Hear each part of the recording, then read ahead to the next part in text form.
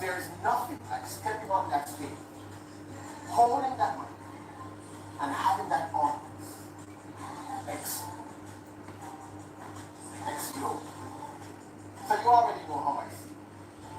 I just wanted to share with you a little bit of my deeper personal life. I hope you enjoy it. I love to do what I do. And I hope you enjoy the experience. Music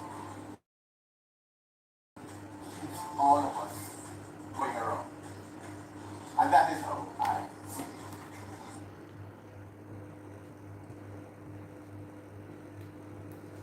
Hey everyone. Hey John, what's up? Lady Be Unstoppable. What a guan. You good?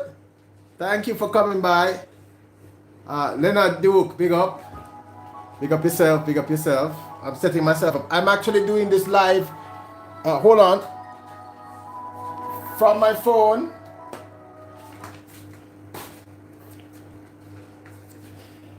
Yeah, I learned a very valuable lesson. I'm not sure if I should I should share this with you people. It's a little embarrassing, but you live and you learn and you live. All right. So welcome everyone. I hope you enjoyed the vlog. You know,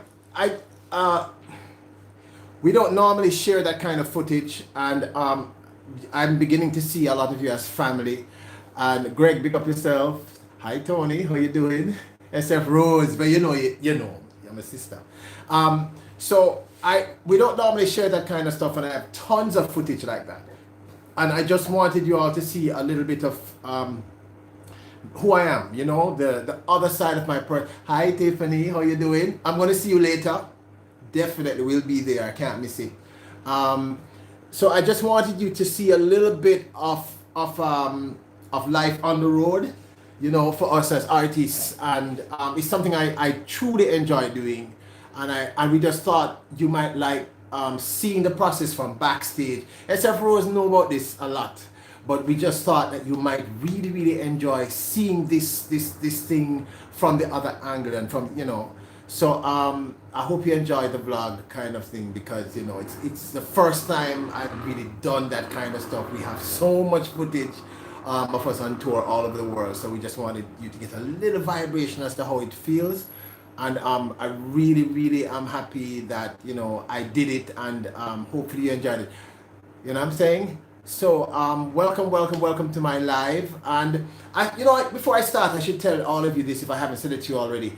The person responsible for me doing lives is SF Rose, because she was the one that talked me into doing this.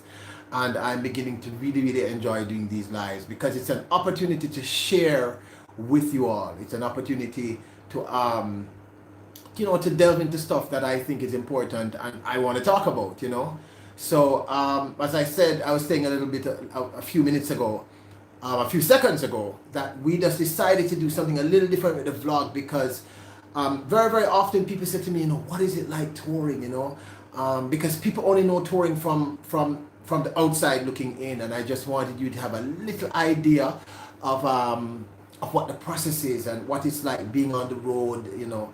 And that's really tiny, because it's a lot of work, a lot of driving. Like when we do the United States, we normally tour from New York right down to Kansas City. And I'm telling you, sometimes we have some 12, 15-hour drives, you know. I'm so happy for the drivers, the bus drivers, that we get on the tour buses, because I don't think I could ever do it. And but what's beautiful about touring too is that you get to see the country. So I have a good idea of what the East Coast of America looks like. It's really beautiful. Right into Mississippi, Kansas City, you know. So and during Europe, it's the same thing. France, it's the same thing. United Kingdom, it's a lot of driving. It's very tiring. But as I said in the vlog, it's something I love doing. It's rejuvenating, and it's wonderful to be able to share your innermost passions with persons. And that's one of the reasons why I said, you know what, I'm going to do the vlog like that this week. I hope you like it. If you want me to do more vlogs like that, you know, leave a comment and let me know. All right. So, you know, and tying into what I wanted to talk about, I'm so happy for you all being here. I wanted to talk a little bit today about the idea of You love it. Thank you, John. Thank you very very much. I'm happy you love it. You know, like I'm always very hesitant about sharing that side of myself, which is kind of crazy because I'm an artist. All right. But I think it's really good when people see it from the up, because people see touring from sometimes an unrealistic, perspective, because touring doesn't always go wonderfully. I've been fortunate; most of my tours have gone well, meaning we made a profit. The tours were really good. We had good audiences, but then we have had a few tours that when we're trying to break into industries. When we first did United States, we had like 10 people in a venue. I'm not kidding, And then the following year when we went back, we had like 500. In fact, I think the first time SF Rose saw me perform in New York is a venue I was just working at the first time, and there might have been like 20 people there. But that's a part of the process of building, what I'm saying, which is leading into what I want to talk about, which is the concept of, are you winning now? Look, let me say this right now. Disclaimer: I am no brilliant person. I'm no Einstein. I'm not an SF Rose. All right, I'm none of those persons. I'm just fiddling with this thing because I'm trying to get it at the right height. I want it to stay there. Yeah, the tripod. So I wanted to talk to you a little bit about this concept of winning, that we are all sold, and they tell us about constantly, that you gotta be winning, you gotta be number one, you gotta win, you gotta win, you gotta win. And I kind of have this I just wanted to address this from a purely personal perspective, and hopefully you can relate to what I'm talking about. And just the concept of touring, the idea of touring for many, many artists is winning. That's what they think winning is. And I think this, our idea of winning, I think, is primarily we are sold. The concept of winning that we are sold it's materialistic. So in other words, they kind of tell us that winning, when you're winning, you're making tons of money, and you're famous and you're popular, and if you're a male, you have all the girls, people swoon at your feet, and those are the kind, or if you're running a race, you have to be number one. Whatever you're doing, you must be number one in it. So if there are like 50 billionaires in the world, you must be the most billionaire. I'm making up a terminology of all the billionaires. All right. So I think it's a kind of nice tie into this whole idea of touring, because you might not know this because many of you are not in the business, but I know TR knows this. I know SF Rose knows this because the SF Rose knows more about music business, particularly reggae, than most human beings. She's never going to admit that, but it's the truth. So many artists, the artist has three primary goals, and one of the first goals you have as an artist, clearly the first goal is to sell records. The second goal is to have longevity in the industry, meaning you're in the industry more than 5 years, more than 3 years, more than 4 years. And then finally, I think the last thing we all desire as artists is you want to tour. You want to be able to pack venues. You want to do what the Rolling Stones and Aerosmith and Bob Marley and all these people are doing, 40, 50,000, 100,000 people coming into a venue. Beyonce knows. In fact, my road manager for my US tours works with Beyonce, and he's been working with her for 6 years. He's never ever met her, because he says when they go on the road, it's like 2,000 people that she carries. I carry like 15. Let's get it real. So the primary goal of the artist really are those three things: hit singles, selling records, longevity, and finally, they also desire deeply as an artist to be able to fill venues and pack venues, and so for you, winning for you as an artist is simply that. If you are able to accomplish these three things, that's a big win, But then there's another aspect of being an artist, which is, how many number one singles? And I've seen artists get into this process. How many number ones do you have? How many number one songs have you gotten? And we all kind of get lost, So I'm gonna share something with you. Years ago, I went to Kingston College, which is one of the top high schools in the Caribbean, and one of the top high schools in Jamaica. And I was I don't know what your school system is like in America, but I was about 14 years old, so I was in third form going into fourth form, or grade three going to grade four. And what happened is I went to watch the athletes, because we have a very popular track team, and I went to watch athletes performing, practicing and practicing. And I was with some of my friends, and my friend Raymond Bailey. SF Rose, I don't know if you remember Raymond. You met him at that little acoustic place that we performed. I performed at year before last. You remember him? Anyway, Raymond Bailey said to me, listen, because they had this high jump thing. It was the bar was about maybe 5 feet or something like that. And he said to me, if you can jump that bar, all right, I'm going to buy you a D&G soda, cream soda, right, which I love. It's a soft drink. And I'm going to get you a bun and cheese. Now in Jamaica, you might not know this because of where you are from, but in Jamaica, it's popular to eat bun. Lady Be Unstoppable, if you're here, please help. It's popular to eat bun, and you get the cheese, and it's kind of like a processed cheese, and you slap it between the bun. And if you are adventurous, you might add chips to it. You might add different things to it. Greetings, Gemma. What a go on, big up and bless up. Thank you for coming through. Thank you so very much. So so he said, if you could jump that bar, the bar was about 5 feet, if my memory serves me correctly. If you can just jump that bar, all right, I will buy you this. And I said, what? Free lunch? Yeah, of course. And I just walked onto the field, right, in my full uniform, ran up to the bar, and I jumped the 5 feet. And that was it. I jumped the 5 feet, and I'm like, yo, Raymond, I would like to get my bun and cheese, all right? Listen, if anybody who knows me knows that if it's good food, I will do nearly anything for good food, all right? So I jumped the bar, and the coach noticed, because apparently what I did wasn't normal, right? And so I was like, okay. So the coach came up to me and said, oh, yeah, I've never met you before. Who are you? And I told him, and he said, why don't you come to training tomorrow? I was like, coach, I'm not really an athlete. And he said, no, man, come tomorrow, man, come tomorrow. So I went the following day, and, and I did okay. All right. They put me in the long jump pit, and I did really well in the long jump pit. The long jump pit, if you don't know, high jump, you jump like this way. Long jump, it's like that. One is height, one is distance. And I did really well in the long jump, and I kept doing well in the high jump. So then he said, why don't you do track? Why don't you run the 100 meters? Now listen, people, I never run anything in my life. I mean, I would trouble Charmaine Nelson sometimes. Charmaine Nelson is a girl I had a crush on when I was 12 years old. And I would just, I would pull her hair and just run, because what she would do is every time I did this, she'd grab stones on the road and throw at me. Yeah.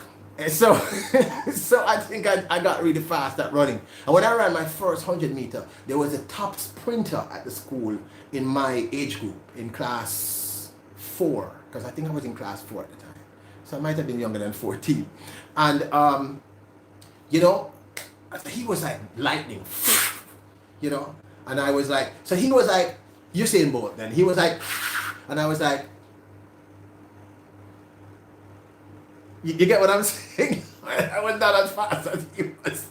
But anyway, they decided that I did well enough, and I was like consistently coming right behind, this sprinter. And they decided to have me run at Champs. Now I want you to understand what Champs is. Champs in Jamaica is like a mini Olympics every year. It is a huge deal. Anyone who is in the chat from Jamaica will tell you that if you get to run at Champs, that's a big deal. And I was very hesitant, right? But why I decided to run at Champs is because I realized something very, very important. The girls love when you're an athlete. So I decided to run. And on the day, I was terrified because the National Stadium holds roughly 45,000 Jamaicans. And it's always packed. And I was terrified. And so what happened is my first 100, I go in the heats, because how they do it is you run a heat, then you run a semi-final, then you run the finals. So I won my heat, I won my semi-finals. Everybody's saying, yes, this is good. You know, Peter's gonna crush it. Now understand that all the other athletes who had been training for many months. I literally was training for like 6 weeks. So I had no kind of stamina.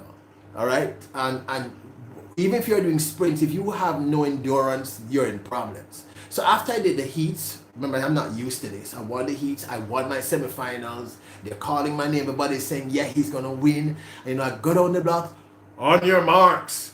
When I go down the blocks, I look up at, you know, I look up at the Kingston College supporters. They're cheering, Peter, Peter, Peter. And I'm like, yeah, yeah, yeah. And the coach said, visualize it, Peter, visualize it. You're gonna win, you're gonna win. And I'm like, visualize, I'm visualizing it, everybody. I'm visualizing it. I need now, I look up and I see them screaming. They have banners with my name, right? And the cute girls are calling me and I'm like, this is it, this is it. I am going to be the Mac for the rest of my life. These girls are gonna love me after I win this 100. On your marks, get set.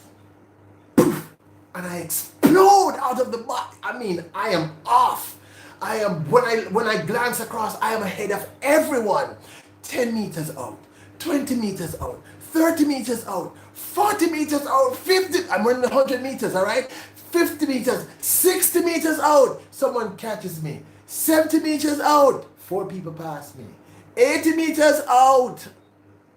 When I hit the 100, when I go through, I'm at 4th place. I was so embarrassed. Understand, this is 45,000 people. I'm like 13 years old. All my hopes and dreams were crushed. I got us points. I did, because the points are important, because how it works is the points come together. But everyone thought I was gonna win. I didn't win. So I remember my dad was there, and the coach came to me and he said, well, you know, you just need a little more training, you know, because I know the endurance and going through all this. But in my mind, I was like, okay, I didn't win, you know. And I remember I went to my father. I was a little embarrassed, and I, you know, and I just looked at him and he said, son, did you do your best? I said, yes, Dad. He said, listen, you started doing this 6 weeks ago. All these other people have been training for 2 years. And you made it through the first round. You won the heats. You won the semifinals. You came 4th in your finals. You did a great time, right? I don't remember what that was. And he said you should be proud. But because of the culture of always winning, if you get what I'm saying, I just thought, wow, I was embarrassed because I hadn't won. And that must have been my first brush with this concept of winning. You know what I'm saying? Welcome, Jaden. How you doing? What I go on? Thank you for coming through. Thank you very much for coming into the chat. So that lesson, it stayed with me for a long time. Because that's when I started to really process this idea of winning. I mean, can we actually win in everything? If we have, apparently, we have something like 7.5 billion human beings. Are all these people going to be number one at their chosen field or whatever?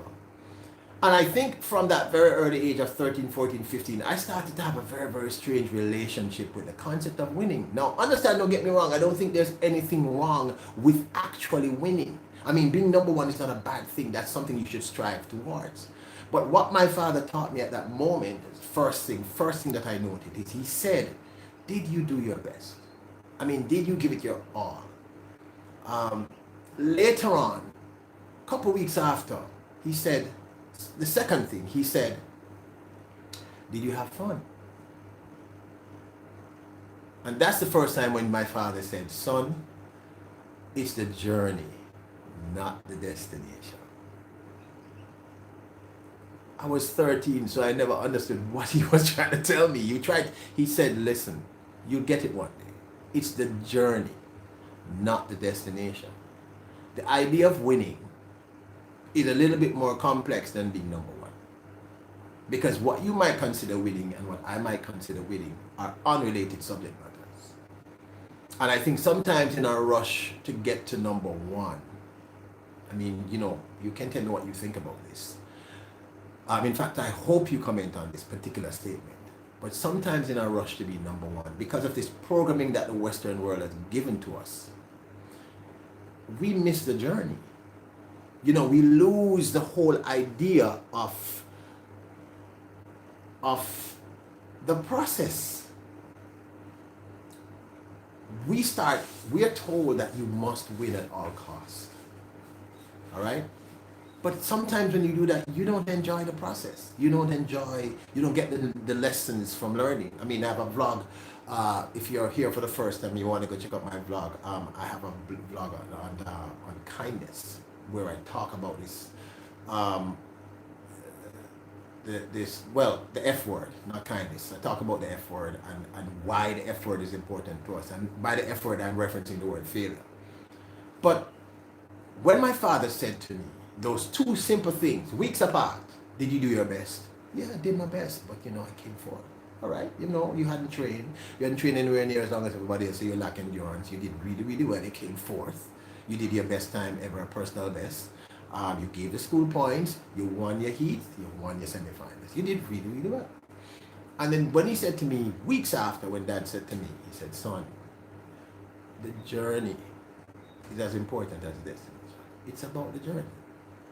And I really didn't understand what the heck he was saying, because it sounded like French to me. All right. I mean, I don't know about you. Maybe y'all were really bright when you were 13 or 14, but for me, some of those things eluded me. I didn't understand what my father was trying to say to me. It took me a while to get this idea of what winning is.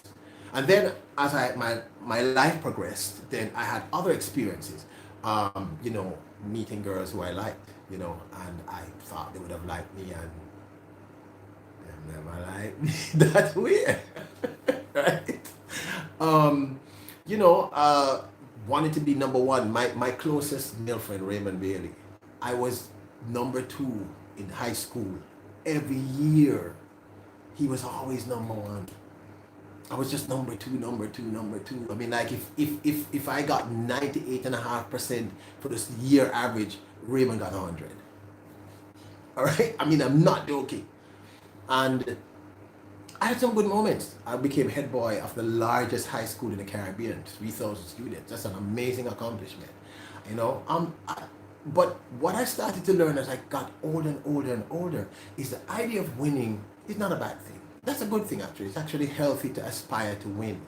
But I think what is unhealthy is to see yourself as a failure if you don't exactly hit the mark. You know what I'm saying? So outside of not learning through enjoying the process of trying to achieve whatever you're doing, I was watching a vlog by Lady B Unstoppable. And I kind of like cooking. I'm not awesome at it, but I enjoy cooking.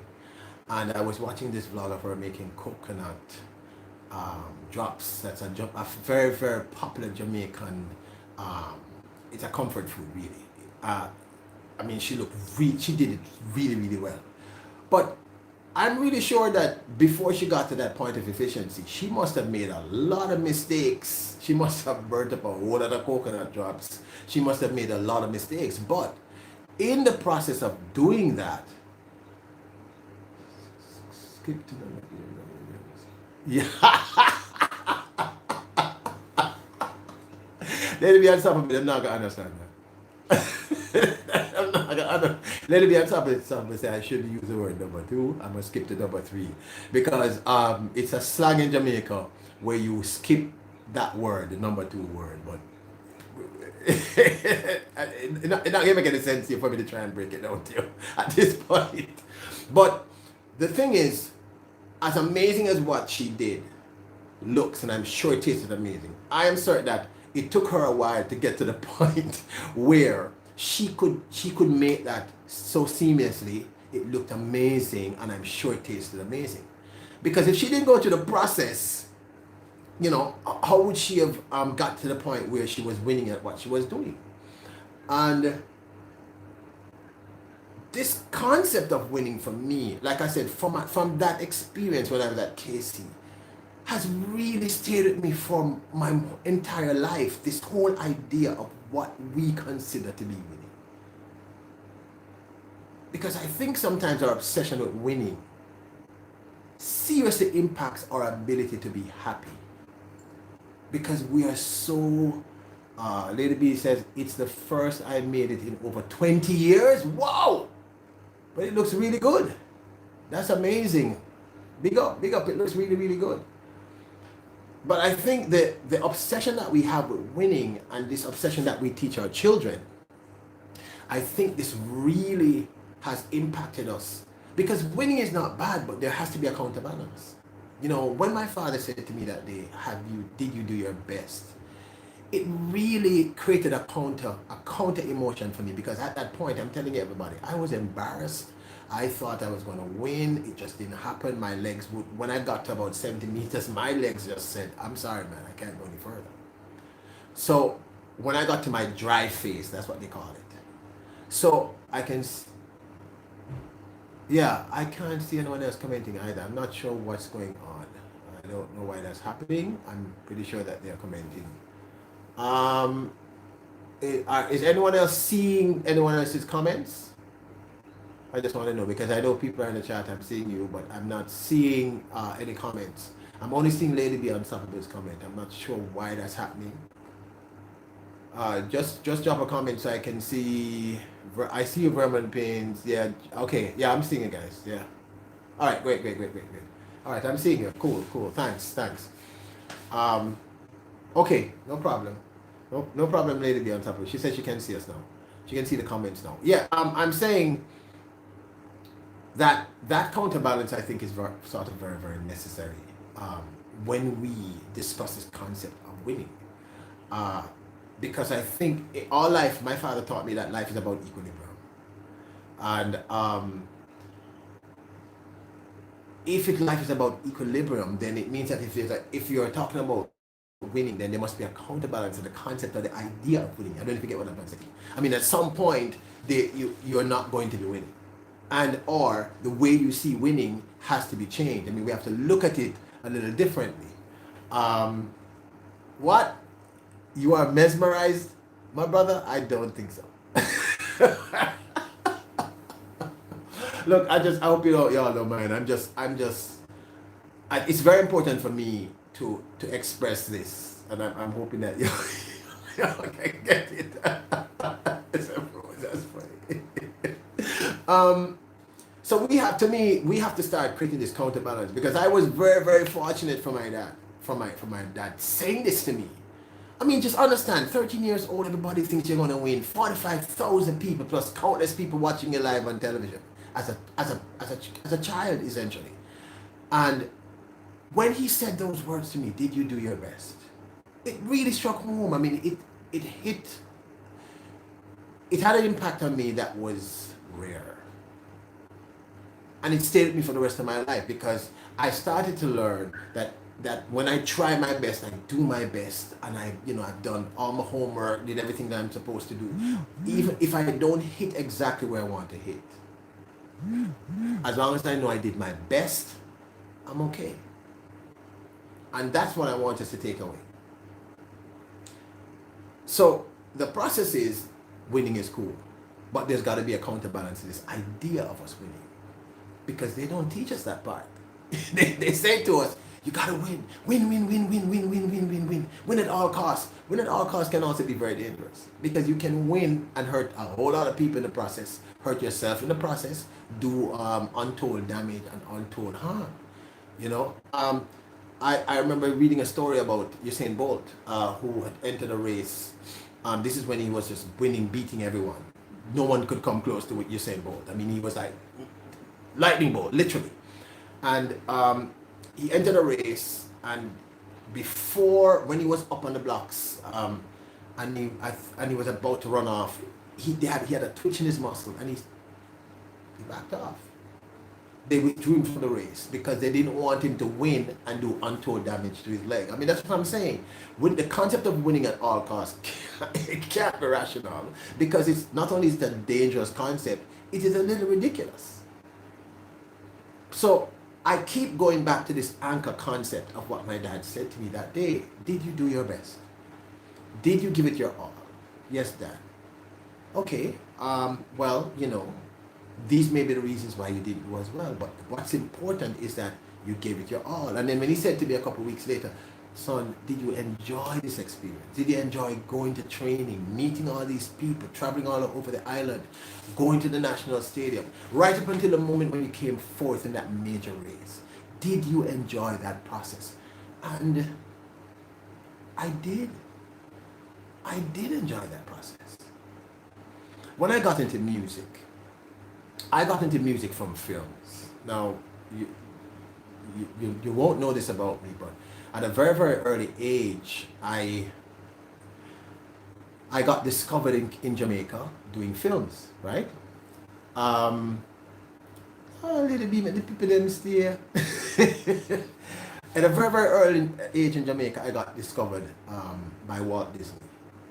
And I did a TV series for Walt Disney called Return to Treasure Island as one of the lead actors. You can't miss me because I'm the only person of African descent in the entire process. So, 20-part miniseries, 20 hours shot all over the world. So we shot in Jamaica, we shot in England, Cardiff. Bless up, Sylvia. Welcome. Thank you for coming. We shot in Spain. We shot all over the world. So we had a lot of fun doing this. But so I went straight from doing all these films and these TV series, for ABC, for Fox Searchlight, for Disney, for all these people. I worked at Spike Lee, Denzel Washington, Meg Ryan, Alec Baldwin. I did all these things. And Amanda Sante, and I decided I wanted to sing. And when I got into music, I'm not sure what I expected. I mean, I tend to not expect much. I'm one of those kind of people. I don't know. I mean, I wouldn't say I'm necessarily easygoing, but I guess because I had this concept at the back of my head, just do your very best and try and enjoy the process. But then when I got into music, I realized music, like everything else, was highly competitive, which kind of made no sense to me because I don't understand how can music be competitive. I don't know if you understand what I'm saying, people. I mean, anything in the arts is an expression of self. I mean, Vernon Paint and Photos would understand this. He's an amazing painter. What he's painting is coming from him. It's an expression of himself. It is a completely personal, this is something coming from his DNA. That's what music is about. It's the same thing with anything in the arts. So I was kind of confused as to how is it that music can be competitive. I mean, what TR does, I can't do. What I do, TR will never be able to do. None of us can do it because anything from the arts is coming from your soul. You get what I'm saying? Hi, Kimon Reed, Unstoppable. Welcome to the chat. Thank you so much for coming through. Thank you very much. So I was a little confused as to why this artistic thing was something that was competitive. It made no sense to me because whatever I was bringing to music at that point in my career and my life would be me. It would just be me. I mean, whatever frills you put around it is going to be me. And so I was, like I said, I was astonished to see all this competitiveness, and in some instances, not many, egos that I didn't understand because I didn't understand that. I've never understood that because for me as an artist, the artist cannot survive without the audience. So how can the artist be egotistical? I have never understood this. Literally, the artist is the slave of the audience. You are literally their slave. You cannot, nothing you do will work without them. If anyone is going to be arrogant, it probably should be the audience. I never understood that. Luckily for me, most of the people I worked with were very cool. They were cool. So anyway, so when I saw this competitiveness in music, I sort of stepped away because I realized that Vernon Paint and Photos said my work is never enough. Okay, my work is never good enough. Yes, hear what you are saying. Cool. Yeah, because it's true. What you are is what you are. and whatever you bring to any situation is going to be you. And like I was really bewildered when I got into the arts and into music in particular, and I saw that because I'm a reggae artist, and reggae is really competitive. Now the truth is, most of these artists are really cool individuals. Like 90% of who I've met are pretty cool. I've never had a problem with it. I can't say a bad thing about them. But I did see this. He has a number one. I have to have a number one. That song. It just confused me because I said, oh, but this is the art. So people are going to respond to who you are. Beyonce is who she is because she's Beyonce. It's a combination of whatever created her. I'm sure that there's a little media, there's a little PR, there's a little other stuff. But fundamentally what you're getting is her with Katy Perry, Bob Marley, whoever we're talking about at this point in time. You are sold by them. You buy into them. There's something about them that you connect with. And so even in that aspect of the arts, I got confused about this concept of winning, winning, winning, winning, winning. Now, please don't get me wrong, my brothers and sisters, my kings and queens. Winning is not a bad thing. It's good to win. It's healthy to aspire to win. It's actually a wonderful thing to be able to win. But I think what threw me off was that, as I said, if you're going to win at all costs, if you're going to win at your own expense, if you're going to win and not enjoy the process of getting there, it's like an author writing a book, or someone building a company, or someone cooking a great meal, but you're not enjoying the process because you're just thinking about the final product. I think you're missing out on the biggest part of what winning really is. Because I think the biggest part of what winning really is you evolving through that process. I've done a whole lot of stuff in my life. I'm not going to say I've been good at all of them. I've hosted television. I've done many international huge films as leads. I've toured the world. I've written hit songs for other artists. I've had hit songs, and at the same time, I've had songs that did horribly. I've done TV shows that did not go very well. Do you ever just feel the music and know that it's right? Okay, it's gonna come back. I'm using my phone, so when you comment, it sort of fades in and it fades out. I'm sorry about that. I'll read it when it comes back in. Yeah, but what I'm saying is I've had some great wins and I have some great not so much wins. And I think what started to happen to me as I progressed in music and I progressed in life is that I started to understand what my father was saying to me when he said, did you enjoy the process? The truth is, you're all winners. The fact that you've survived in life just to this point, you've actually already won.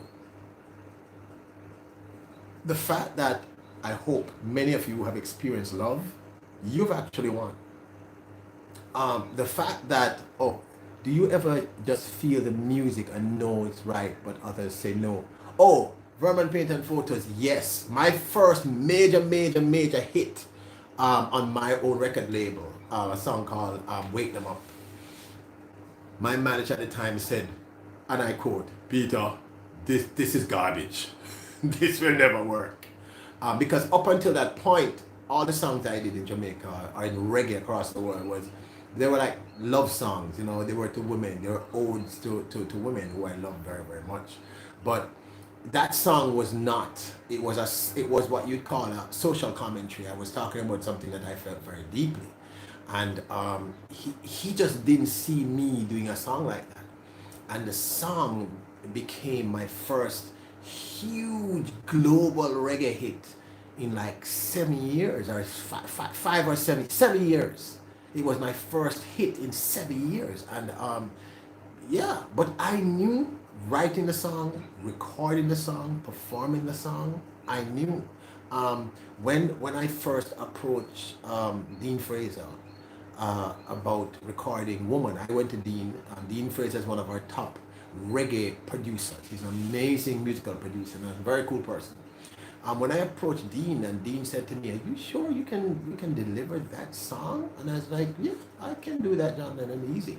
It became one of my biggest recent hits. So I think sometimes we as artists, we know, and I don't think it's just artists. I think it's people in general. Sometimes we know something is right. You know something in your gut says this is going to work, and because of other people getting into your head, or fear, or previous experiences, you don't take that risk, and you don't go out and throw yourself on the line. Because that, to me, again, is, like I said, for me, the winning process. I mean, I'm not lying to you. I felt great looking at Dennis, my manager at the time, and I'm saying to Dennis, "Hey, hi, amazing Maisie, how you doing? Welcome." I felt great when Wake Them Up just did this. We were printing that song because it was still vinyl. Songs were then selling on vinyl as well as CDs, so they're still selling on vinyl. We were printing so much CDs and vinyl, we were running out.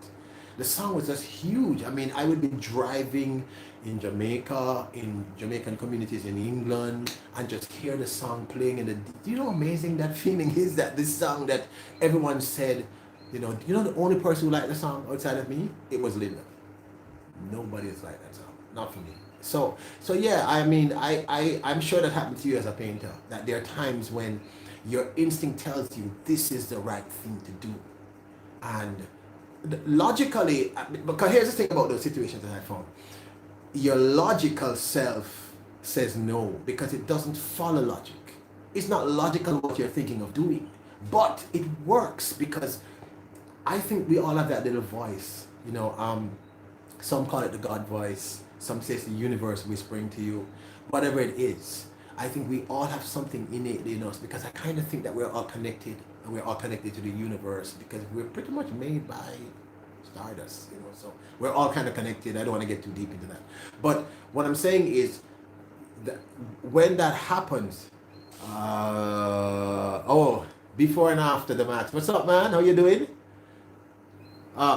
Okay, it faded again. I'll read it when it comes back up. Welcome to the chat, my brother.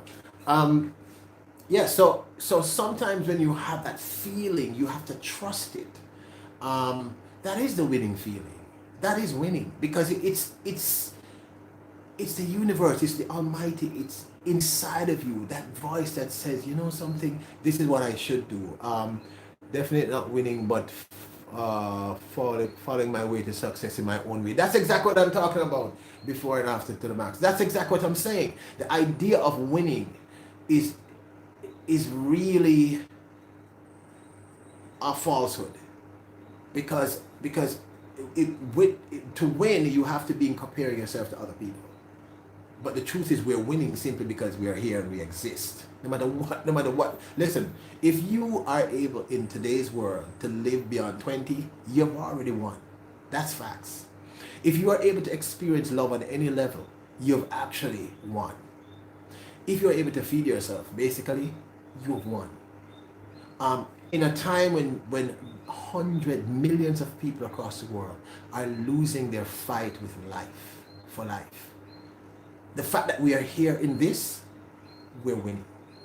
And that's a hard thing to grasp or to hear or to see or to think about, because we're told that that's not winning. When I realized that we'd gotten kind of crazy, when I started, okay, don't be shocked, I'm Jamaican, but I used to listen to, I don't know if you remember, I don't know if any of you ever heard of NWA. Anybody here ever heard of NWA? I was a big NWA fan, and like early Tupac, and I mean, those rappers that we're talking about, social commentary and the nice girl tunes, and then rap changed to something else, that because you do have rappers who are still doing that. But then when I started to see that change, when it became the car you're driving, it became, how many I don't like using that word because women are queens to me, so we not use that word. But it became so we changed the concept of what winning was, and I think really that's what we're also talking about. That in our lifetimes, and maybe a little before that, what we considered winning has changed. You know, yes, NWA. Yep.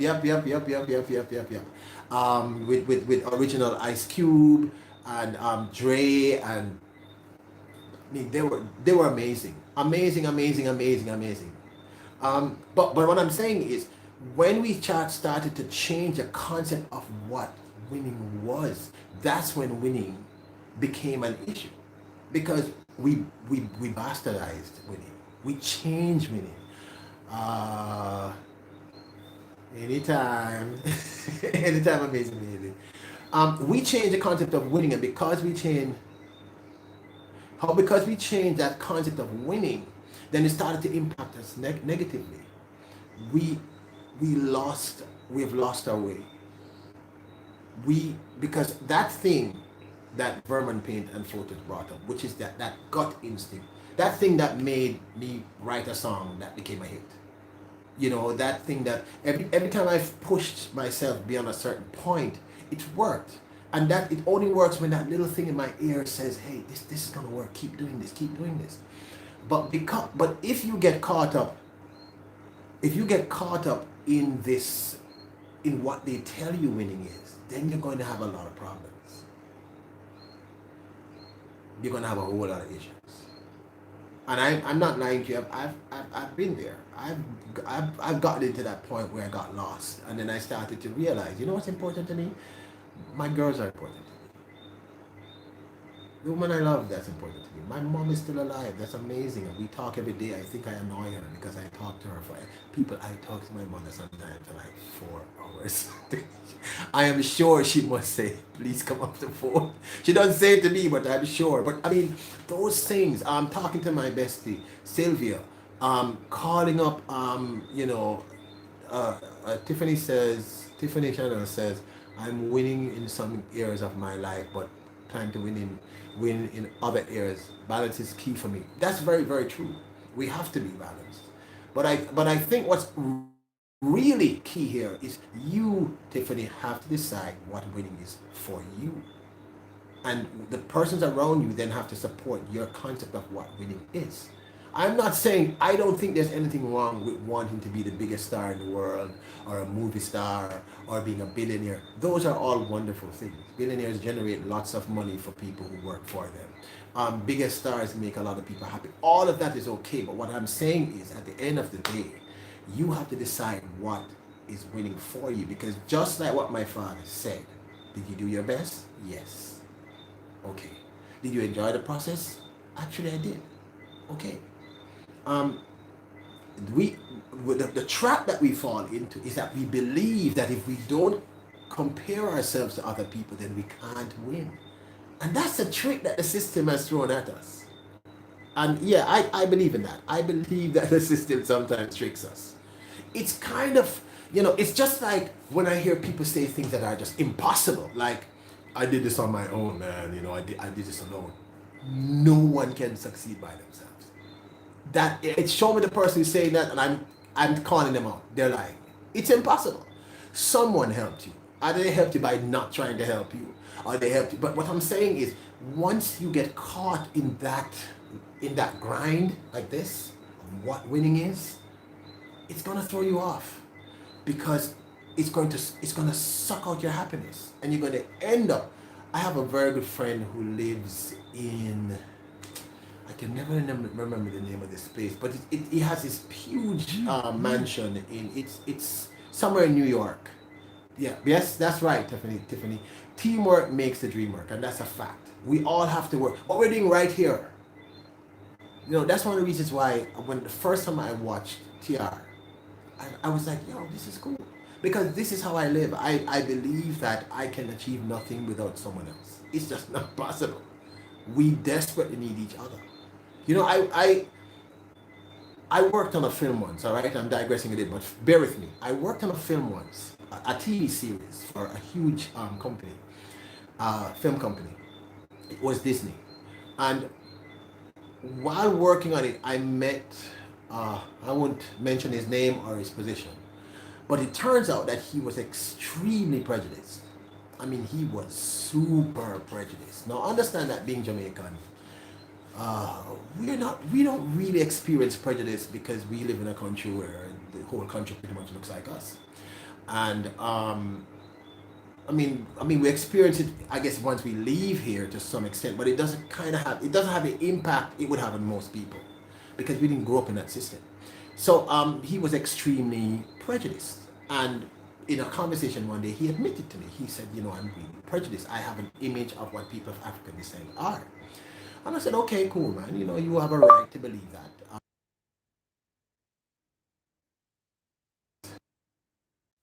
I have no idea why my phone just did that. All right. I'm sorry. Are you all still here?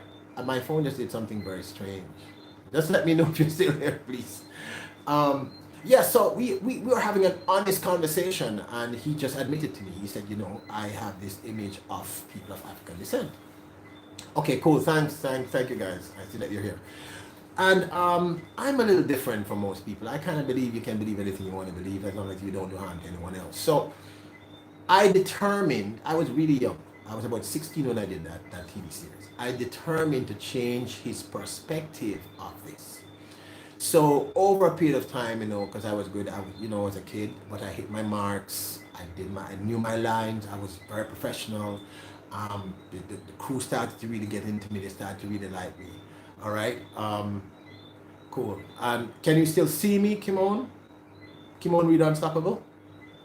Yeah. So, and he started to relax around me, and we started to sort of, and we were in Spain shooting, and we had to go to this place.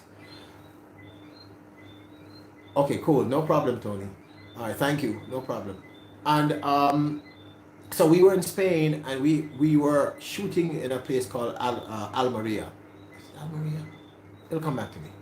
And so the crew and we went out, right? And understand that I was the only person of African descent I had seen in that entire part of Spain for maybe a month.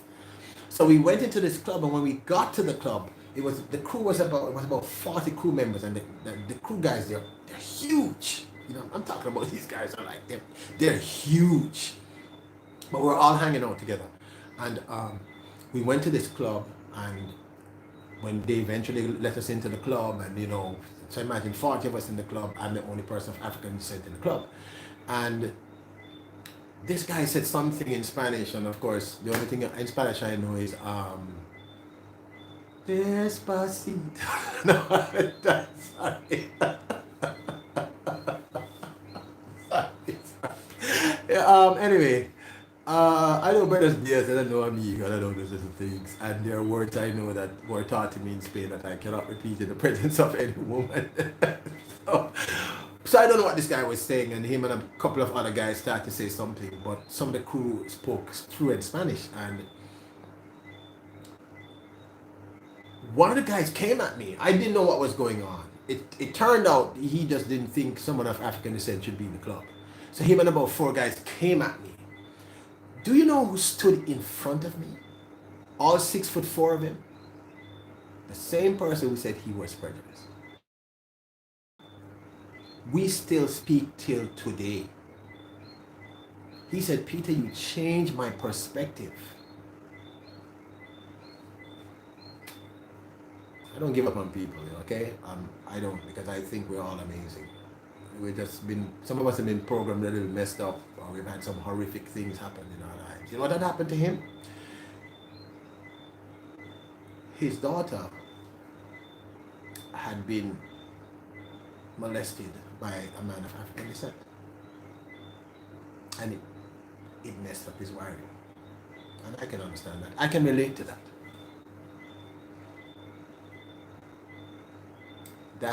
When I heard that hurt. That hurt a lot.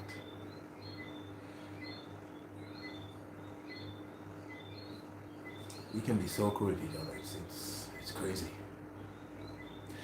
But my point is, I never gave up on this idea that there was someone inside that I could have reached, and I was able to assist in him regaining who he was as a person. And that for me was a win. It's cool for us to win, my brothers and sisters. But don't forget what winning really is.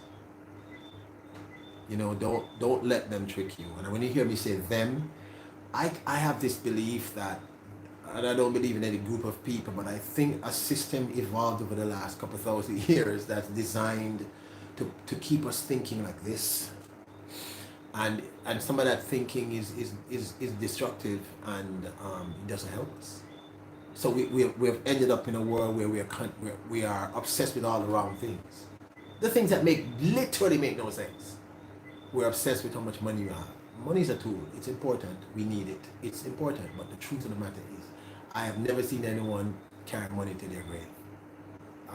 It doesn't, we need it. It's functional. That's what I'm saying. It's not something you should be in love with. I mean, if you are, it's okay as long as you don't love it more than everything else in the world. And that same system that has taught us that women are less than men, which makes no sense because women have children. Listen, this is a kind of crazy reasoning, but I want you to follow me, right? If women were less than men, we'd be having the children.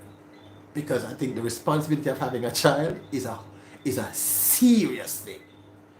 So if nature chose women to do this, women are definitely not inferior to us. But someone taught us this nonsense. Just like how we now have people saying they don't like each other because you are this complexion or you are that complexion. It's insane. It makes no sense. Because if I were to remove everybody else from the process, and leave that person living on the earth with goats, they would really want the people of color or the people of other colors to come back fast. We have gotten caught up in all the wrong things. And maybe a part of that is this desire to win, because we're telling people you are less than you are because you're not winning, right? Rash Vlog Blagan, first time here, nice hairstyle host. Thank you very much, my brother. Thank you very much for coming in. I hope it's my brother. I hope I didn't get it wrong. But thank you very much. You are welcome to in the chat. Thank you so much. You can just big up the mods and say hi to everyone else who's there. They're great people, I can assure you. Yeah, so we have all gotten caught up in this this process that throws us all off. So we are told win. Yeah, it's good to win. I saw someone advertising something on YouTube the other day. F people, become a savage. Huh? What? No. No. No. We need people. No matter what we say, we need people. We must have human beings around us. I think in telling us to win, which is not bad, what the system has done is it has taken a very important part of what winning is from us. You see, the system should tell you, you are already winning. I think that's where many of these prejudices, insecurities, all these things are coming from, is because the people who feel this way believe they're losing.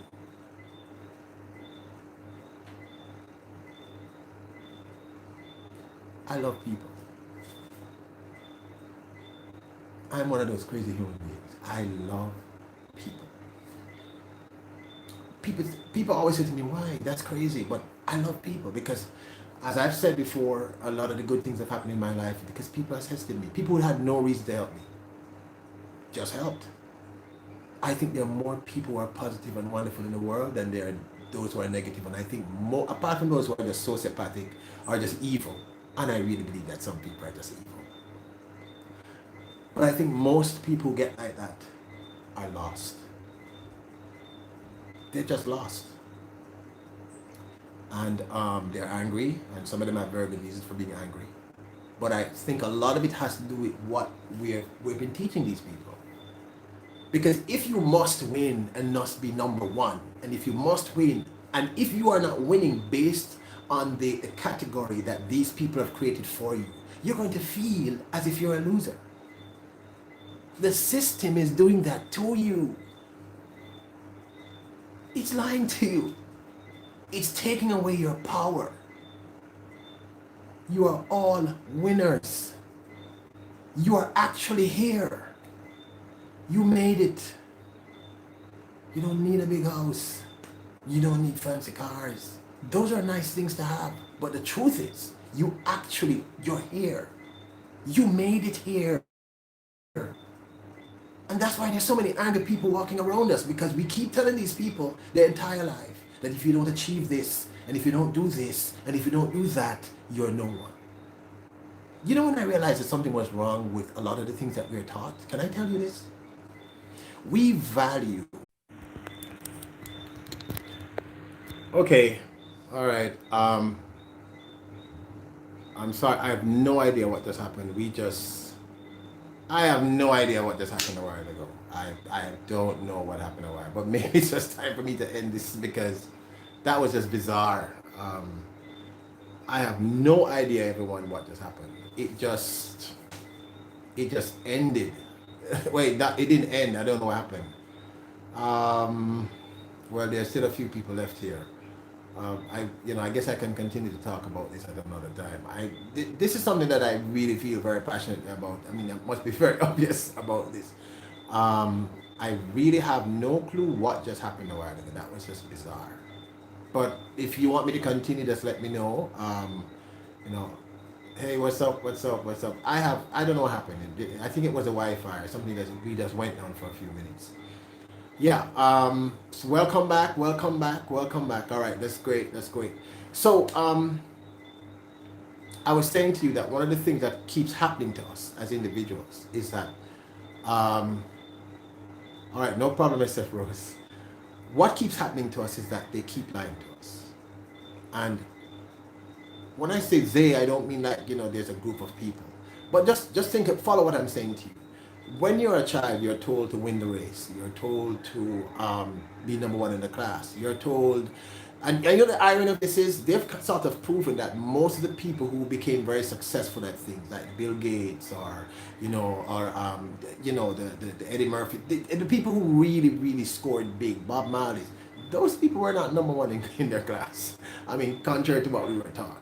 And I'm not saying that it's understand clearly. It is good to strive to be the best at what you do. This is healthy. But what is not good is to believe that unless you are number one at what you do, you are nothing. I came fourth in that race. That's a huge deal.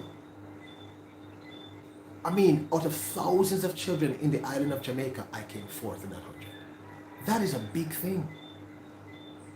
And if we keep taking this power from each other, Expedition Greg, I have no idea what happened. It just started to buffer, and then it told me to resume. I hit resume, and I was back in. So I'm very, very glad you guys were kind enough to stay around and stick with us. Yeah.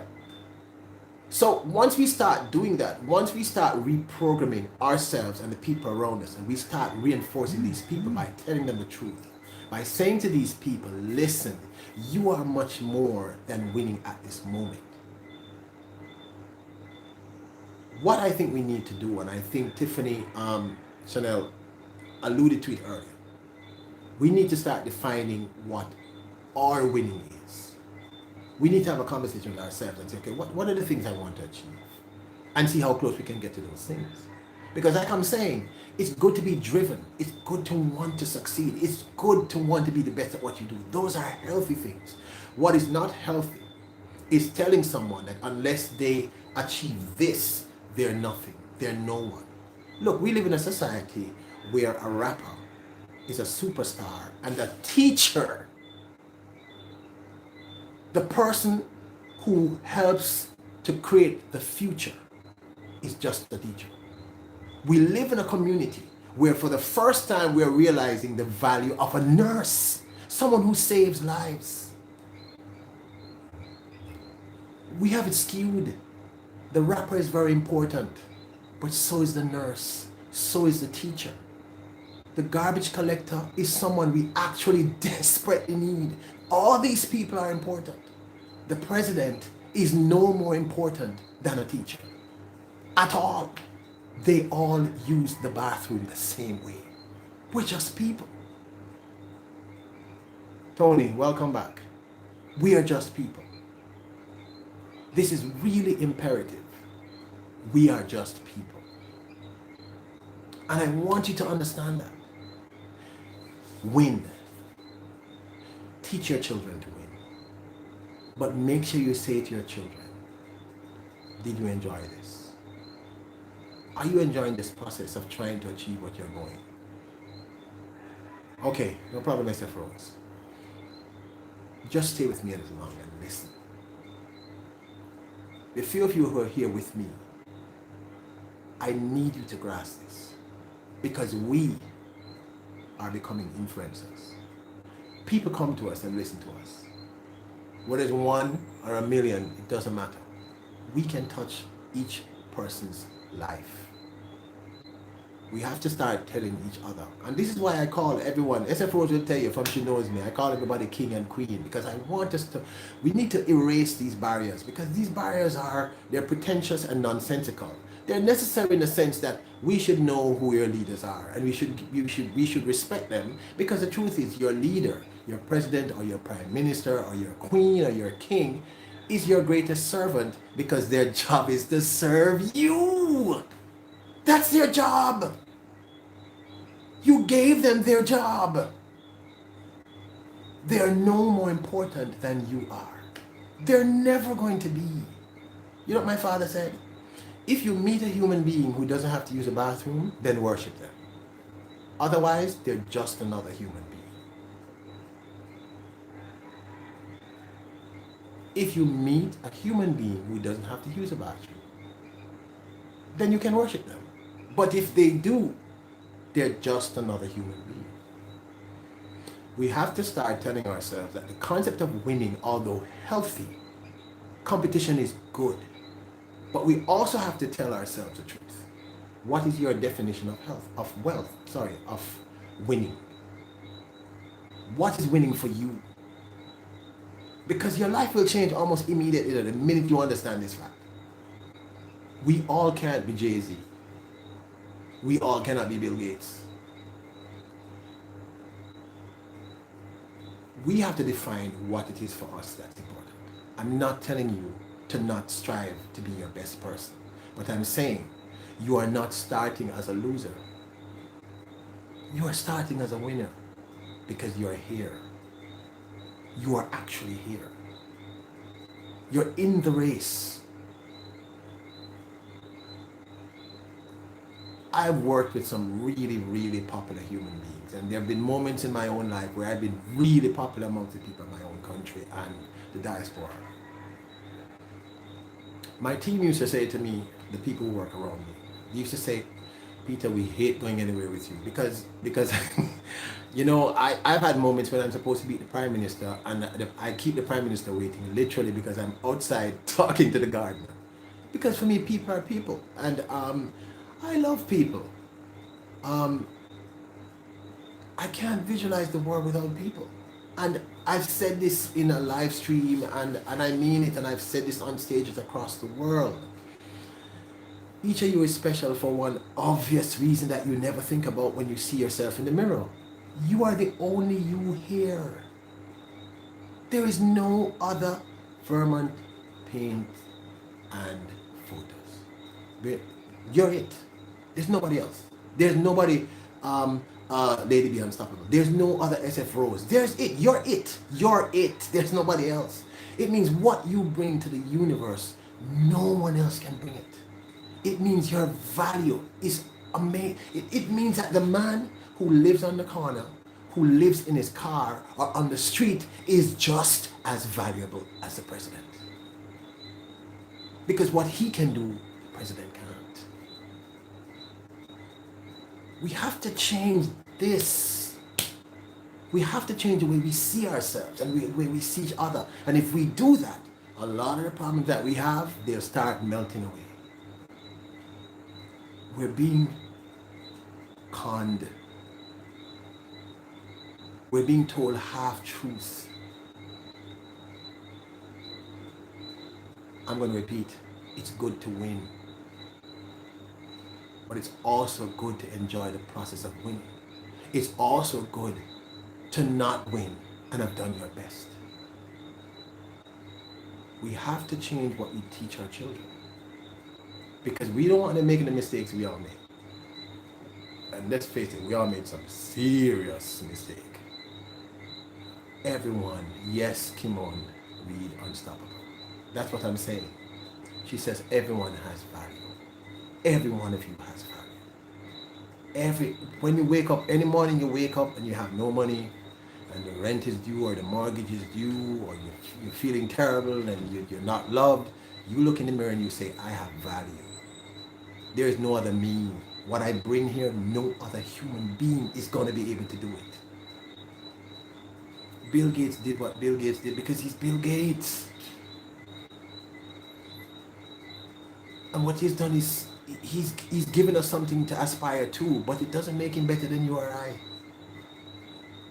We need to respect people's achievements, but not worship the people who achieve them. We need to learn from their achievements. We need to teach our children, strive to be the best version of yourself. Because that's really what winning is. Strive to be the best you. The best version of you. We need, and they tell us this thing, and I've always wondered about this because as I got older, I said, but this makes no sense. They say, you must compete. No, you don't. You must compete with yourself. You must strive to be the best version of you. Don't let them tell you this nonsense because they tell us all this. I've spent my whole life thinking about this stuff and I'm not the brightest candle in the wick. I'm no Einstein. I'm not a genius. But even I've started to work out some very basic things. And these basic things are, wait a minute. We spend a lot of time concentrating on all the wrong things, which has led us to a point of insanity. Human beings are amazing. People, every day, every single day on this planet Earth, there are people who sacrifice their lives to help other people. Every day, as we're speaking right now, there's someone or groups of people out there helping absolute strangers for no real reason. Human beings are amazing. Of course, we have a few a-holes. They exist. But I'm sure that in the lion, amongst the lions, you have the lions probably turn to each other and say, boy, man, Bobby is a terrible human being. No, he's a terrible lion. Human being, I'm sorry. I'm sorry. I'm just saying, we need to start thinking about this. Because a lot of us don't realize how amazing we are. Someone asked me once, I was performing, I can tell you where it was, in Manchester, England. And at the end of the show, this young lady came to me and said, you called all of us kings and queens. Why? And I said, because you are. You are a queen. I call you a queen because you are special. You are literally priceless. What you have, no one else has it. What you can give to the world, no other person can give. What you can achieve, no other person can achieve it because it has to be achieved through your prism. And when we start doubting each other and ourselves, it creates confusion. They don't want you to think. They don't want you to see your value. They want us all to get caught up in this. I was telling you that I have a friend who lives, I cannot remember the name of this place. It's in the United States. And it's where all the rich people go. It's up north, and it's where all the rich people go during the summer. It's like really expensive. And he has a house there. And we were having a conversation. I can't call his name because you would know him. He's a very, very popular person. And I said to him, so what's the new place like? And he said, I have no idea. I've never been there. And I said, what do you mean? He said, Peter, all I do is work. I don't do anything else. I don't even get to spend time with my parents, with my family, with my children. And I said to him, what are you doing? Are you crazy? He said, I have to be on the grind. On the grind? You're worth $100 million US. Are you nuts? What grind are you talking about? What is more important than your children? Than the people you love? Than the people you have around you? What beats that? You tell me in your lives. What beats that? If you are fortunate to come home and there's someone there who hugs you and say, hey, we're good. Who doesn't want that? I had some people in my life growing up who are of unsavory character. And even those people wanted that. You're special. You are already winning. We all have challenges. I mean, we're living, the entire world is in a process right now where we are all scratching our heads. But we are here. I'm just trying to say to you, try to see it from the other perspective. Try to see it, my friends say I'm perpetually happy.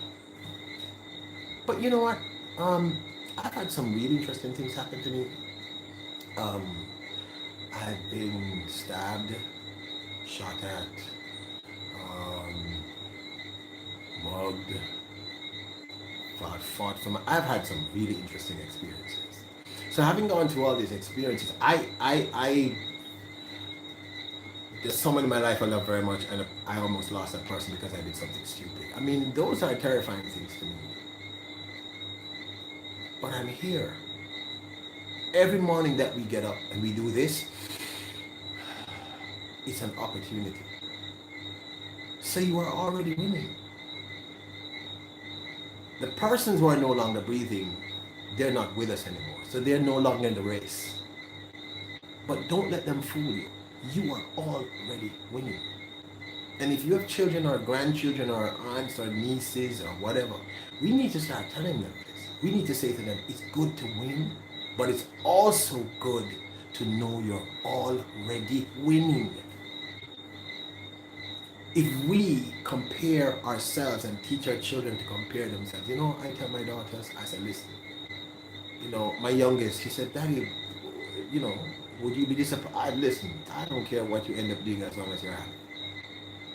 Because at the end of the day, that's really all that matters. Because I've worked with people who have a lot of money and they're the most unhappy human beings I've ever come across. And I've also worked with people who have tons of money and they're happy as heck.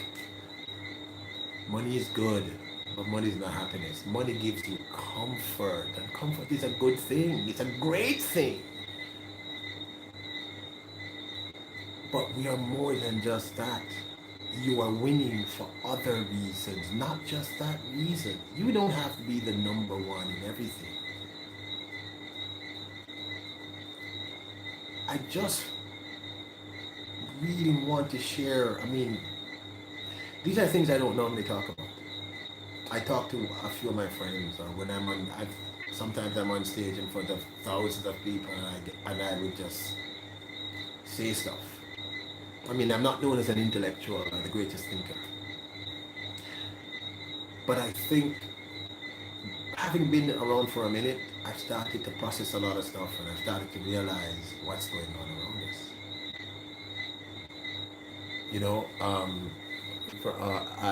I have art all over the world. I cherish my granddaughter's art on the refrigerator. Oh, okay, hold on there. It keeps coming. I'm sorry, Verba. It fades in and fades out because I'm going live from the phone. So when it comes back in, I'll finish reading it. But I think I got the gist of what you were saying. She and all children are the future of our existence. We need to teach self-worth from the start. Yeah, but that's the thing. That's a very important. That's what I'm trying to say. But to teach self-worth, we have to have self-worth. We have to realize our value. We have to see our value. We have to understand right there and then what our personal value is. And sometimes the people around us, when we're growing up, they don't know. Yeah, you're hearing Cricket's SF Rose. SF Rose, this is the room you stayed in. Whenever she comes here, this is her room. All right. So yes, people. I have crickets. I have trees and I have birds. We have birds that, I'm talking about wild birds that would pitch on me in this yard. I think it's the energy of the yard. Even the yard's energy draws the birds and stuff. Carter, it's the actual crickets. That's what you're hearing. If it's annoying you, I can close the windows. You want me to close the windows? Hold a second, I'll close the windows. Once I close the windows, you will not hear it anymore. But I am so used to the sound That I take it for granted.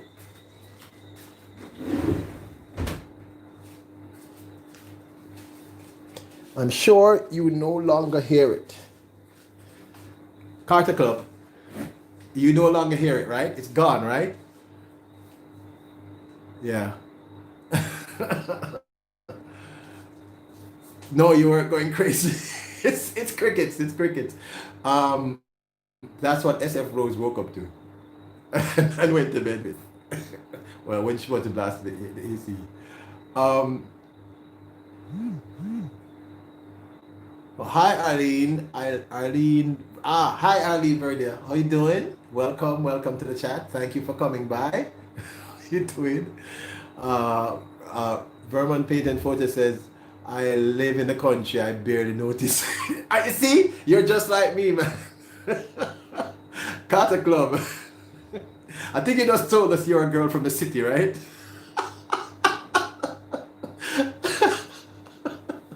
Uh, oh my goodness. Yeah, so I was saying, I one of the things where I have continued to pursue music, apart from the obvious that I love it, is that I realized it started to give me a platform, where I could speak to people and I could share with people and I could have these sort of one-on-ones and with you, because really it's really important that I get this to you, that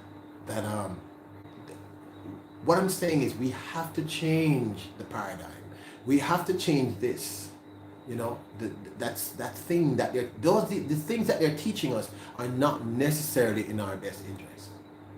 These things are not helping us. And I don't know if it's malevolent, why they're doing it, but it is not good for us. We have to start changing our concept of what winning is. Hello, Bruce. Welcome. How are you doing? We must return to Cat's Eyes. Oh, that's a beautiful name. How are you doing? Welcome. Welcome to the chat. So I've been talking about the idea of winning. And I've been saying that the concept of winning is not a bad thing. It's actually a very good thing. But our programming, especially in the Western world, has sort of twisted this idea of winning into something that can be dangerous and not healthy. All of us can't be Usain Bolt, but I'm saying that the process of trying to get there is a part of the process of actually winning. And we have to start any race by telling ourselves we have a chance in the race. So if you enter the race and you say to yourself, I'm not going to win, then you may as well get out of the race. So I'm saying we need to change the way we utilize and or view and or see and or think of the word winning. Are you winning right now? Yes, you're winning. You're here. You're alive. You woke up this morning. You probably woke up with bills, problems, stress, issues, but you woke up. As we speak, there are people who are closing their eyes for the last time and they're never going to wake up again. So you're winning. As we speak, there are people who are leaving the race that we're in. So you're winning. And if you're just coming to the live, I'm saying to you, you're winning for something even more important. You know what that important thing is? Let me tell you what it is. You are special. You were given the baton in this race of life because you are unique. Do you know what the mathematical odds of a woman getting pregnant is? Do you know how hard that process is? Then bringing the child to fruition? Seriously, every child that's born, it's a miracle within itself. When I witnessed I didn't get to see my eldest daughter's birth, but I was there when my youngest daughter was born. She's going to hate me for telling you all this. She's going to despise me for this. When I saw her, when I saw what her mom went through,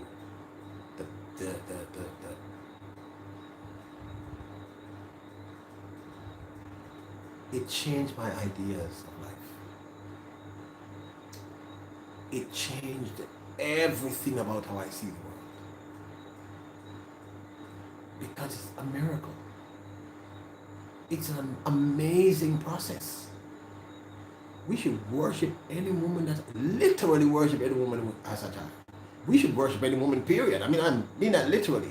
Seeing that blew me away. Listen, you can read about it in books, but seeing it is a whole different process. It made me love them both.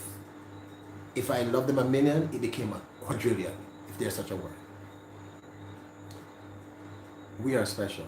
Every person here is special. Every person you know is special. Even the people you don't like, they're special. Every person around us, even the people who are moronic are special. Even the people who are annoying are special. I'm saying you're all already winning simply by being here. And that's the first take on what winning really is. You're here, you're in the process, you're already winning. You have lived beyond 15 or 18 or 20, you're winning. If you're adults, you know how difficult life can be. If you're adults, you have already gone through the process of not being able to find the rent, the mortgage, but you're still here. So you're winning. And I'm saying, I want us to change the paradigm, change this, change the way we see winning. Because if we do that, then we can impact ourselves, our partners, our family, our friends, the people we love. You know what? I don't know how to do this. You know, I don't know why he's not. I should add him, but the truth is because I'm using the phone, SF Rose. People, SF Rose always, there's a terminology we use in Jamaica. She bad me up, which means, you know, it's like she's the big sister. I often feel she's a big sister, right? And she, you know, the big sister comes to you and she goes, "Why aren't you doing this? Why aren't you?" SF Rose, can you just, I love you, boo boo. I love you. I don't know how to add him as a moderator on my phone. I have no clue. So people don't be upset because I have no idea how to do this on this phone. It's the first time I'm going live from my phone, and I shouldn't even be admitting that in public, but I don't care. Yeah, so I'm saying what I want us to start doing is by doing this, us having this conversation with each other, is that hopefully we'll have this conversation with ourselves and with other people. Because, you know, a lot of the prejudices, a lot of the resentment, fear, hate, anxiety, animosity, all of that starts from this concept of winning. Believe me, it starts from us having self-doubt. Self-doubt, low self-esteem, insecurities. To the right of their name, okay, when it comes back up, because what happens is that it keeps, like, when all of you write, your chat comes up like this and then it fades. So I'll try and do it when it comes up again. Yeah, so I'm saying what we have to try and do is we have to look at what's happening around us. All right. Of course, Vernon Paint and Photos. Your family now, you know, you're good. Yeah, so what it does to all of us, which is when we have low self-esteem, and all of us, I think most of us, I mean, I know I've had it, I don't know about you, we've all had moments of doubt about ourselves, either how we look physically, mentally, spiritually, our bank accounts, our intelligence, all of these things. We have all had those moments of insecurity. What we have to do is start by combating the insecurity and fighting it. You know, start telling ourselves we're winning. Just start. Even if you don't believe it, start. I'm winning. I'm winning. I'm winning. And winning is about you. Winning is about being you, the best version of you. Winning is not about comparing yourself to anyone else, because that's nonsensical. It doesn't work. If you start by trying to be the best version of you, okay, don't worry, SF Rose. I will when I do this again. I'm just, like I said, I have no problems doing that, making these wonderful people minds, but I just don't know how to do it on the phone. And when I touch a thing, I don't see the, like when I touch it, I don't see, oh, okay, all right, so. All right, I think I just added, yes. Nobody laugh at me. None of you laugh at me. Don't do it. Don't laugh at me. All right. Okay, I figured out how to do it. So when the chats come back, um, I will. I'm getting there. I'm getting there. Okay, I've done those two. I've done it. Yes. Yeah, people. Yeah. Yeah, yeah, yeah, yeah, yeah. Oh, okay. Vermont paint and photos. I asked my daughter if I could stream the dance off live, and she said no. But you know, she said no because she knows she cannot touch this Barishnikov.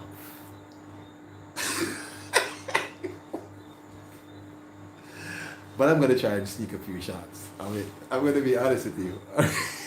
I'm gonna try and sneak a few shots. Um, yeah. So one of the reasons why I've been trying to do this privately for years is to try and reinforce other persons their sense of self, because I really think a lot of the problems that we have. I mean, come on, we are all have been through it, so we know what it's like to feel low self-esteem. Is because of how we see ourselves. And if you see yourself in a negative or bad light, it's really difficult to see other people in a good light. Let's be honest. It becomes very, I mean, there's nothing more annoying than you being really unhappy and seeing people who are always, it's really aggravating.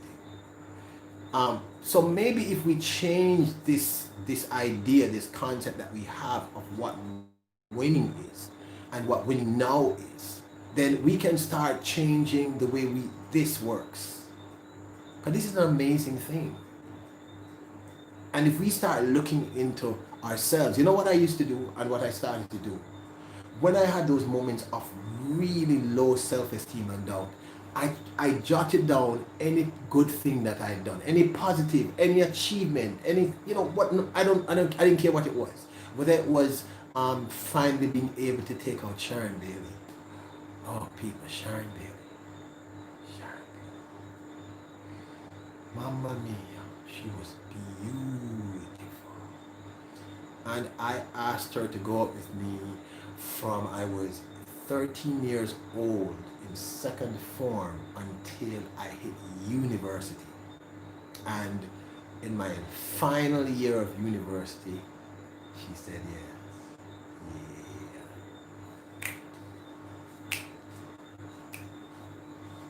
Sorry.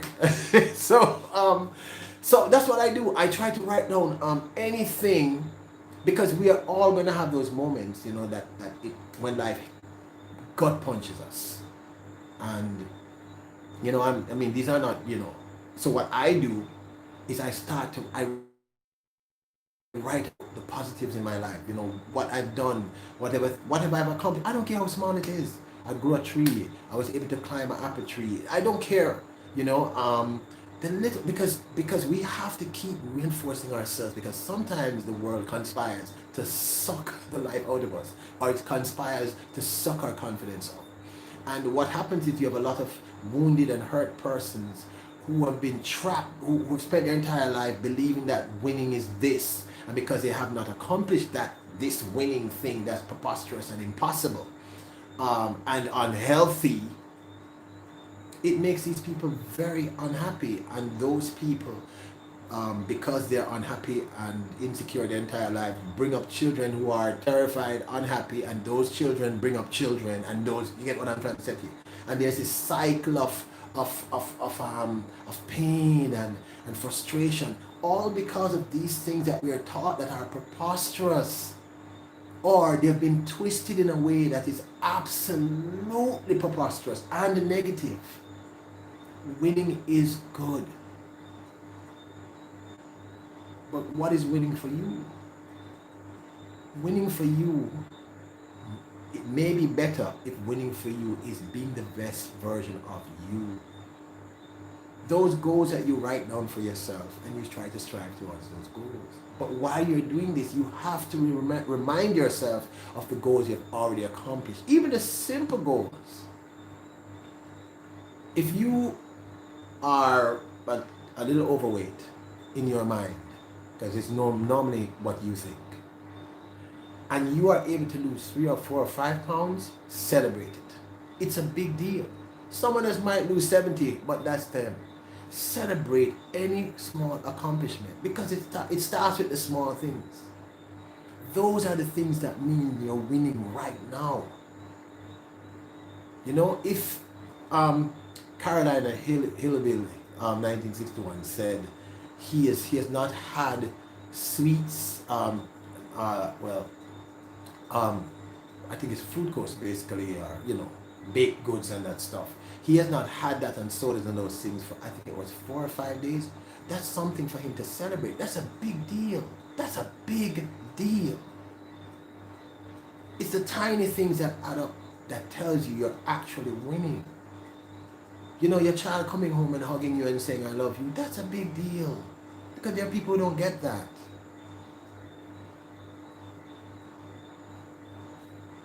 We have to start celebrating each other. And to do that, we have to celebrate ourselves. So instead of looking at winning as this, remember for Usain Bolt to become Usain Bolt, or for Oprah to become an Oprah, or for a Shaka Zulu to become what he became. It started with tiny steps. No one just starts big. So I think what we have to start doing is celebrating the very, very tiny things, the little things. I'm happy. I mean, the other day, Linda, we had planted a pineapple, and organic pineapples take a long time to get right. It took 3 years. Yes, people, 3 years for an organic pineapple. All right, no additives, no nothing, just coming out of the ground. And it was a big deal for us as a family to sit down and eat this pineapple because it was like, this was a win. That's what I'm saying. I'm saying there's nothing wrong with accomplishing being a billionaire or being the best at what you do. But I'm saying you're also winning with the tiny stuff. If you make a good home cooked meal for the first time and no one dies from poisoning, that's a win. It's a win. You have to change the way you see the process because they don't want you to realize this. And I'm not saying that this is something that there is a master plan. It's just that we went awry. You know, we started drifting this way. And now this has become the standard thing. Human beings are frightfully programmable. You'd be shocked. If you tell someone on television, in a TV show, that every Asian person is a genius or a computer wizard, within a generation, people are going to believe that every Asian person they meet in a glasses is a computer wizard. It's typecasting. It's nonsensical and it's dangerous. If you tell them that every man of African descent in a hoodie is a gangster, they won't start believing it. If you tell them that these are things that sometimes the media does, and I don't even know if they're aware of what they're doing. I hope they're not. You have to fight those things. You have to remind yourself that each person you meet is actually a human being just like you. And like I keep saying, we all have the same things in common. We want to have long, healthy, prosperous lives.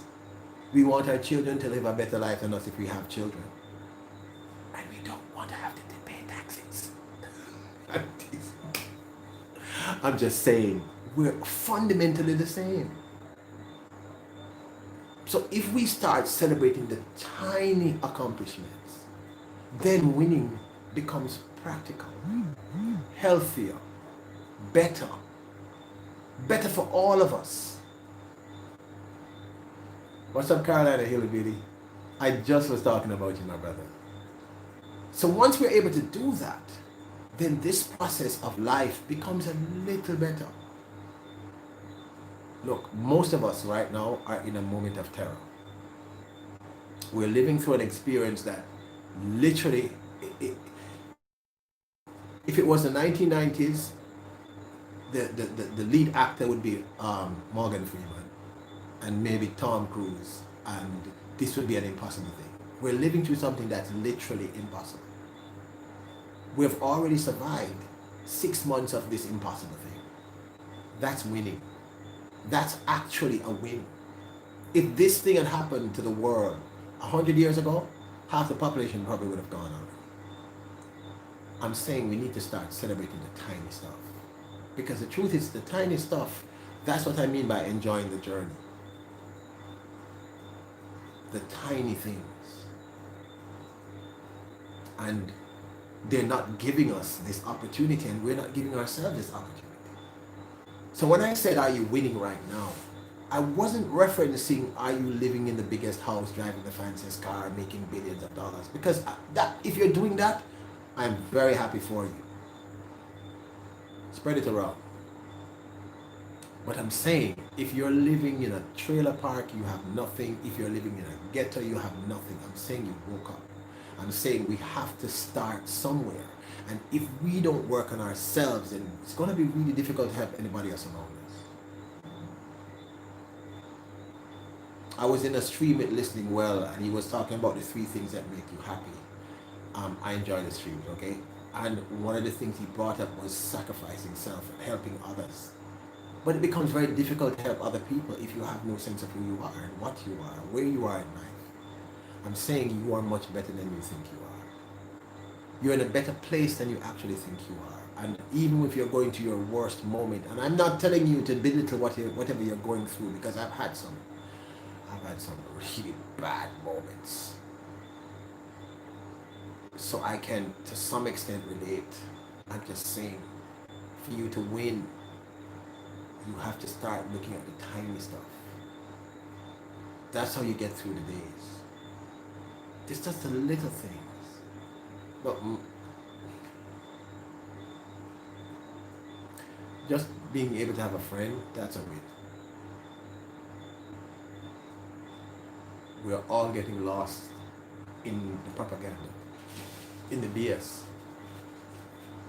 Like I said, I know people are very, very wealthy. I mean billionaires, like real billionaires. I know some of these people personally, and some are miserable as hell and are not enjoying what they're doing.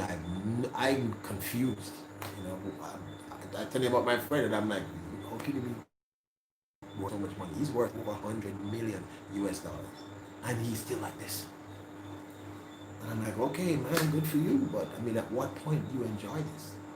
And then I have a friend who's a billionaire, literal billionaire, and he's like this. Chillest human being I've ever met in my life.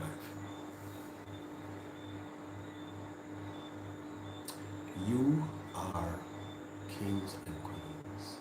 You are winners. You are already winning. I'm not blowing smoke up your unicorn. You are. And you have to start telling yourself this. You are winning right now. No matter what nightmare you're living through, you are winning right now. Right now, right at this moment in time, you are doing this. Many of us are at a place where people thought we would never have gotten to that point. Many of us have defied what the doctors told us. Many of us have defied what teachers told us. Many of us, we've defied things. And I'm saying it's okay to celebrate these wins, because no matter how small they are, they're a win. And that's really what winning is. It's okay to enjoy the process, the journey, all the stories you get to tell.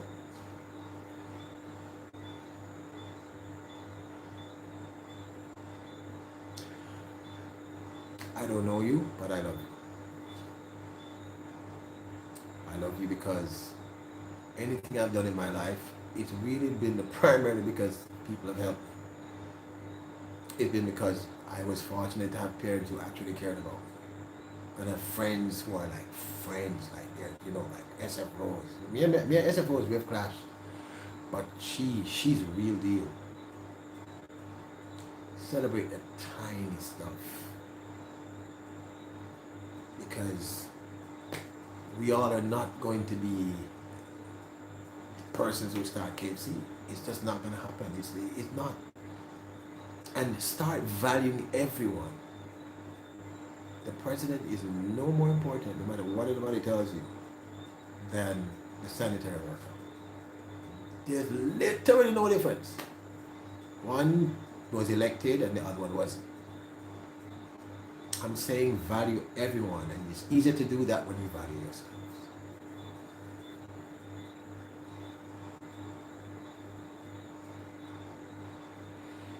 value everyone, and it's easier to do that when you value yourselves. And if you're doubting your value, this Rastaman, all the way here in Jamaica, I value you. I don't doubt you. I don't doubt your worth. I don't doubt the fact that you are winning in your way. Question everything and everyone. That's what I tell my children. I say, if you are in a system that you can't question, run. You must be able to ask why.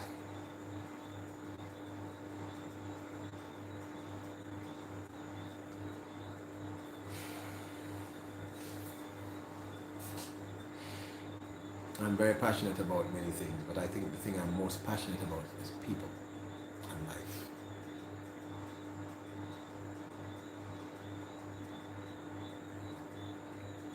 And if I'm going to be passionate about people's lives, then I have to be passionate about my own.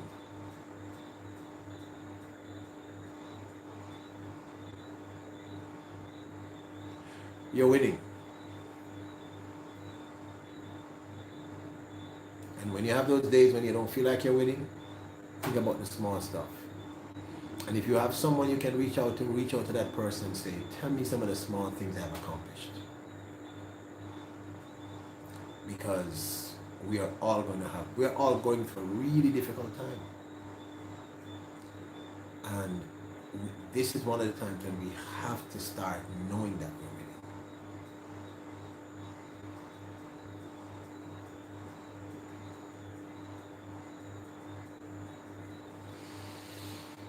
I didn't,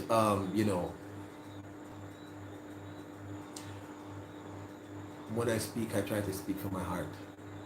And I apologize if I'm not using all the big intellectual words, but I'm just speaking my truth.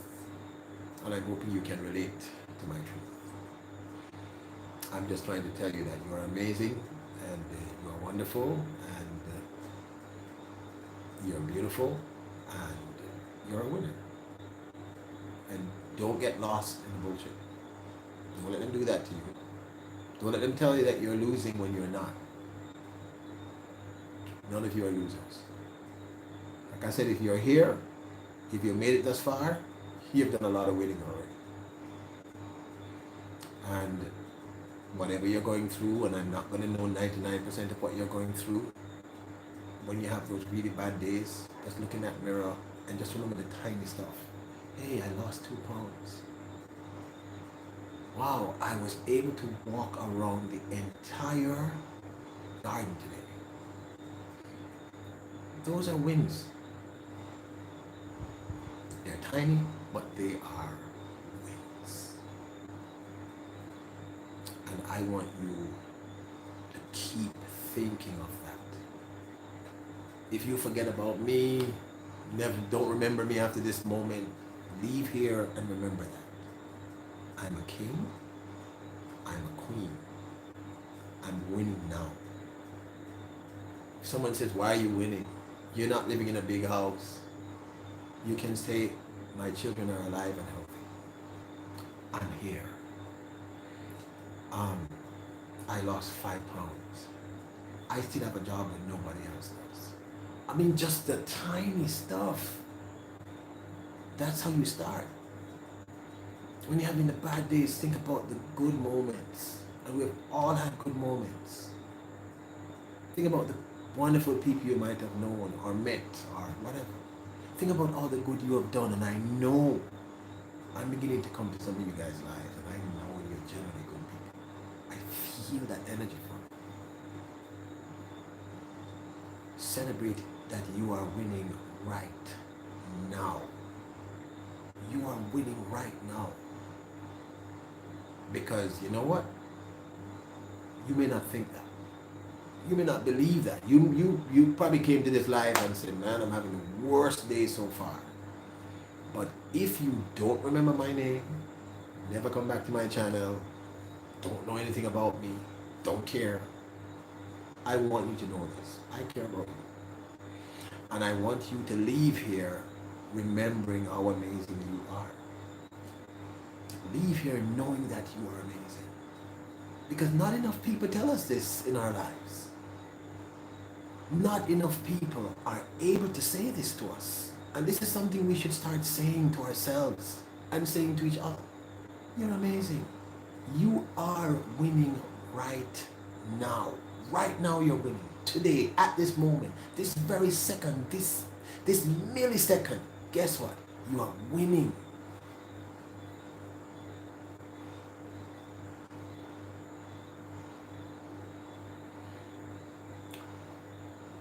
It's the little things, it's the journey, people.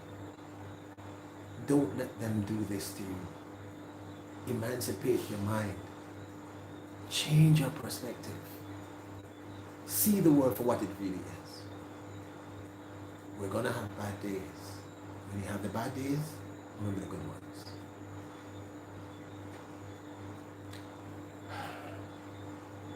Well, I love all of you. And I made it through this live. Thank you for hanging out with me and just, being here with me. I think we're doing something for Tiffany Chanel, I think at 9 o'clock. I don't remember I don't know if my time is different, but I know I'm going to be heading over there, and I'm not sure if it's that time yet. But just remember there's going to be something, we're celebrating Tiffany Chanel later today. SF Rose, I love you. Everybody who's here, who stayed in the chat, you're all amazing people. I cannot believe I spoke for this length of time. This is such a long time, and I apologize. I did intend to do so. But I'm really passionate about these things. These are, Jamaicans would say a fool. That means I laugh a lot, but I'm very passionate about people and about life and about the planet and the earth and all these things. I'm one of those people, and I am not going to apologize for it. I love you. You are special, and we don't say that to each other anymore. So I need you to embrace this. You're special. Leave here with that thought. I'm special, I'm special, I'm special. I'm winning right now. I am winning right now. At this moment, I'm winning. And, all of you be safe, please. You need to be safe. It's very important. Reach out to someone, reach out. And if they don't know what to say to you, just say, listen, just remind me of all the good stuff I've done, or what I've accomplished, or,